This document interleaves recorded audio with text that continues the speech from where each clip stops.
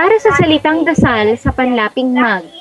Magdasal, nagdasal, nagdadasal, magdadasal. Magdasal ka. Magdasal tayo. Lumuhod ka at magdasal. Dapat tayong magdasal araw-araw. Nagdasal ako para gagaling ang anak ko. Nagdadasal si Ana para kay Ken. Magdadasal sila pagdating ng alas 5. Para sa panlaping in. Dasalin, dinasal, dinadasal, dadasalin. Dasalin mo ng maayos ang mga salitang ito. Dinasal ko na sana gumaling ang anak ko. Dinadasal ni Wina na sana masigla ang pamilya niya palagi. Dadasalin daw niya na sana dumating na ang kaligayahan niya. Para sa panlaping magpa.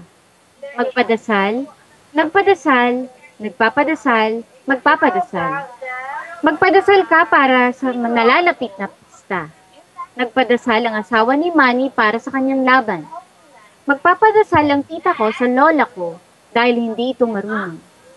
Magpapadasal si Ana kapag naipasa ni Ken ang pagsusulit.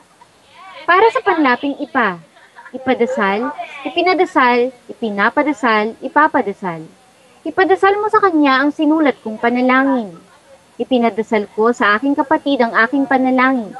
Ipinapadasal ko lagi sa anak ko ang mga panalangin na Ingles. Ipapadasal ko mamaya kay Ken ang ama namin. Para sa panlaping ipag, ipagdasal, ipinagdasal, ipinagdarasal, ipagdarasal. Ipagdasal mo ako para makapasa ako sa pagsusulit.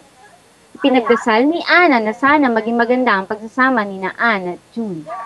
Lagi kong ipagdadasal na sana laging ligtas si Ken. Ipagdadasal ko na sana manalo ako sa loto.